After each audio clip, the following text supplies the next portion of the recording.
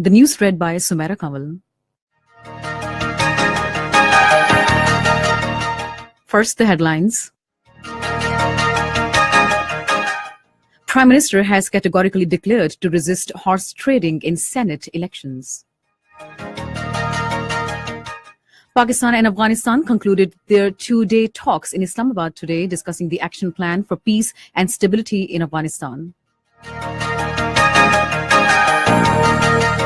Supreme Court has directed the Special Anti-Terrorism Court to complete hearing of Zainab murder case within 7 days.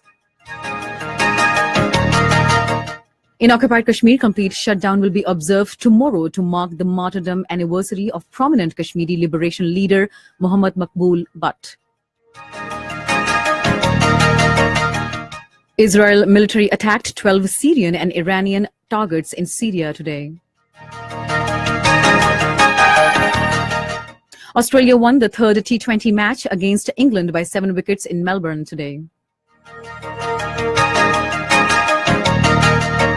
And now the news in detail. Prime Minister Shahid Khaqan Abbasi has categorically declared to resist those who will get Senate membership using their fortune. The Prime Minister stated this while addressing a public gathering after inaugurating a gas supply project costing 2.30 billion rupees to Isakhel Tehsil and surrounding areas in Miawali today. The Prime Minister called for jihad against political horse trading and questioned as how a party or individual with no MPA in a provincial assembly can become senator. He said believing that the one winning Senate membership by using his riches could neither represent the people nor serve the Senate. Shahid Khaqan Abbasi said democracy is imperative to take forward the country. The Prime Minister said the PMLN believes in the politics of decency and serving the masses. He said the people will also have to fulfill their responsibilities to bring improvement in the country's politics. Minister for Defence, Science and Technology Rana Tanveer Hussain says the people will make the PMLN victorious in the upcoming elections on the basis of its 5-year performance. He was addressing the inaugural ceremony of the development projects at Kot Pindi village in Shekhupura today. He said the PMLN had waged struggle for the restoration of the judiciaries and judges, and it will always respect the decisions of the courts. Today was the last date for filing of nomination papers for Federal Capital's 2 Senate seats. The scrutiny of the nomination papers will be completed by Tuesday. Those vying for FATA seats can file their nomination papers by Monday. Scrutiny of their papers will be completed by Thursday. On the other hand, the process of scrutiny of nomination papers filed by the candidates for Senate elections is continuing at Provincial Election Commission Balochistan in Quetta. The scrutiny of nomination papers filed by 11 candidates for general seats from Balochistan has been completed and no objection has been raised against them. Polling for the Senate elections will be held on the 3rd of next month at the 4 provincial assemblies and the Parliament House in Islamabad. Pakistan and Afghanistan held 2-day dialogue at Ministry of Foreign Affairs in Islamabad today. According to Foreign Office spokesperson Dr. Mohammad Faisal, the Pakistani side at the talks was led by Foreign Secretary Tehmina Janjua, while the Afghan delegation was headed by Afghan Deputy Foreign Minister Hikmat Khalil. He said the two sides discussed the action plan for peace and stability in Afghanistan. He said that both sides signed some agreements and agreed that further work is required on some other issues. Chief Justice of Pakistan, Justice Saqib Nisar, has directed the Special Anti-Terrorism Court hearing Zainab murder case to give its verdict within 7 days. The hearing was held at the Supreme Court's Lahore Registry today. Inspector General Punjab Police Arif Nawaz Khan apprised the 3-member bench that challan of accused Imran Ali has been submitted in the Anti-Terrorism Court. The Chief Justice said if anyone has a complaint regarding Zainab murder case, he can submit his application in the court. Special Communication Organization started 3G and 4G internet service in Gilgit-Baltistan today. A spokesman of the organization said that the internet service will continue on trial basis free of cost till further orders. He said SIM for this purpose is available at SCO franchises. Subscribers have been asked not to pay more than 200 rupees for the SIM after getting a proper receipt. Operation Raddul Fasad continues across the country.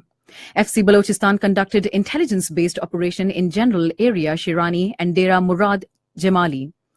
During the operation, weapons, ammunition, mobile SIMs, and communication equipment were recovered. This is Radio Pakistan.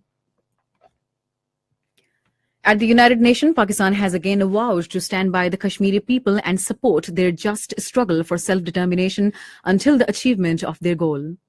This was said by Pakistan's ambassador to UN, Maliha Lodi, while talking to Pakistanis and Kashmiris in New York to mark Kashmir Solidarity Day. She said that the Pakistan mission is working hard at the United Nations in seeking the implementation of its resolutions on the decades-old Kashmir dispute.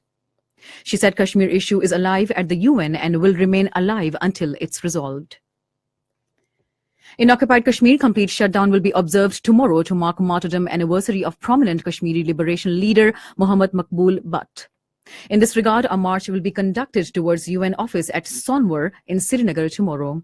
Call for shutdown and march has been given by joint resistance leadership comprising Sayyid Ali Gilani, Mirwais Umar Farooq and Muhammad Yasin Malik to press demand for return of mortal remains of Muhammad Maqbool Butt and another Kashmiri leader Muhammad Afzal Guru to their families. In Afghanistan, 6 police officials were killed at a Taliban attack on their checkpoints in southern Helmand province.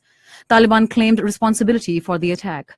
Meanwhile, in another incident, gunmen killed a district judge, Molvi Baz Muhammad, in the western Herat province.